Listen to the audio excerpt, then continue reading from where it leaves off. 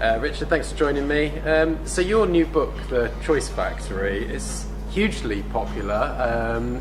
Every conference I've been to, there's been a copy there. Everyone's talking about behavioural science, behavioural economics, and your Mediatel columns have also been really popular on this subject. Yeah.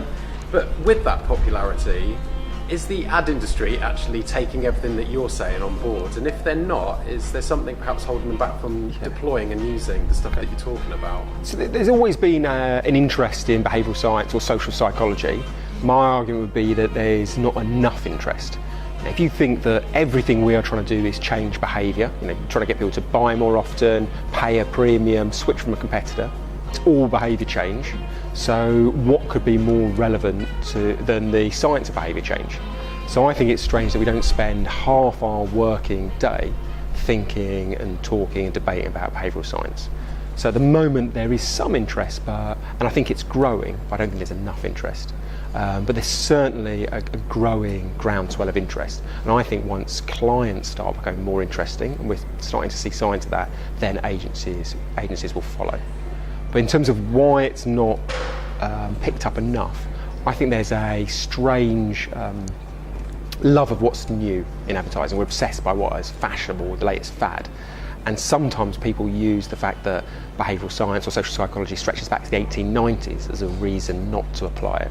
So that was one of the reasons for writing the book, to take some of these experiments, some of them are 100 years old, rerunning them and showing they still work in Britain in commercial situations today. There are so many different theories and anecdotes throughout the book that we could pick up on, but one you've just mentioned up on stage was the pratfall effect, and the idea of perhaps becoming more lovable or a better brand if you admitted a weakness. Could you just explain the pratfall effect? So pratfall effect is the idea that if you admit or exhibit a weakness, you become more appealing. It was first discovered by Elliot Aronson in 1966, and he ran a very simple experiment, paid one of his colleagues to take part in a quiz. Colleague does brilliantly, gets 92% of the questions right, and then as he is leaving the quiz after winning it by miles, he makes what the Americans call a pratfall, a small blunder. He stands up, spills a cup of coffee down himself. Now, Aronson takes a recording of that contestant and he plays it to people in one of two circumstances, either just the great quiz question answering or the great quiz performance and the mistake. And what Aronson finds is that when he questions participants who've heard that recording, when he questions participants in the experiment, people who've heard the mistake as well as the brilliant performance find the contestant far more appealing than those who have just heard the great performance. So he calls this the pratfall effect, the idea that if we exhibit a weakness, we become more appealing. And which brands do you think have deployed this to the best advantage? So if you looked at the top 20 greatest campaigns ever, right, you'd see 5 or 6 have used the pratfall effect. So you've got VW, ugly as only skin deep, they admitted the Beetle looked quirky. Avis, 1962 onwards, for 50 years they talked about being unpopular.